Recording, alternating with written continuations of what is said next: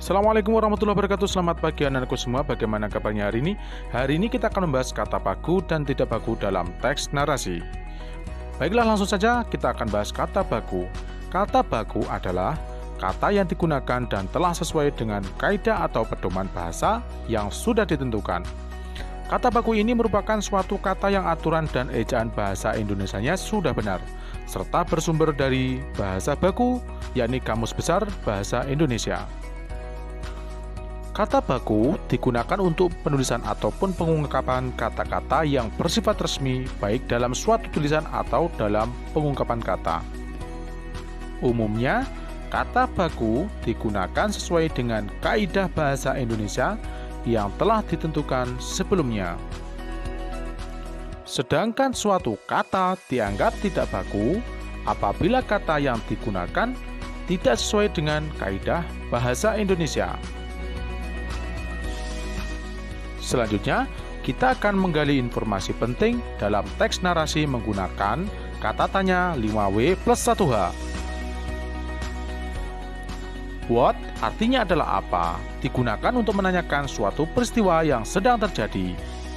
Selanjutnya adalah where, artinya di mana. Di mana digunakan untuk menanyakan tempat terjadinya peristiwa. Yang ketiga adalah when, yang artinya adalah kapan. Kapan digunakan untuk menanyakan waktu terjadinya peristiwa. Yang keempat adalah who, yang artinya adalah siapa.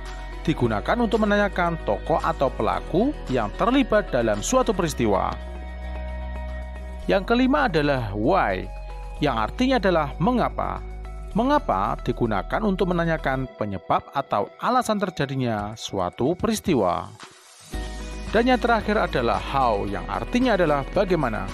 Bagaimana digunakan untuk menanyakan cara atau keadaan saat terjadinya suatu peristiwa. Selanjutnya kita akan belajar menuliskan informasi penting dari teks narasi. Menuliskan informasi dapat ditulis dalam bentuk ringkasan dengan cara mengambil intisari dari suatu teks. Isi informasi tidak boleh menyimpang dari bacaan aslinya. Kegiatan menuliskan informasi dari teks narasi dapat dilakukan dengan mengikuti langkah-langkah berikut. Langkah yang pertama adalah membaca naskah asli dari teks narasi. Selanjutnya, menuliskan poin-poin penting yang didapat dari bacaan teks narasi. Yang ketiga, menuliskan poin-poin yang ingin diketahui dari teks narasi. Selanjutnya, kita akan belajar tentang struktur teks narasi sejarah. Struktur teks narasi sejarah.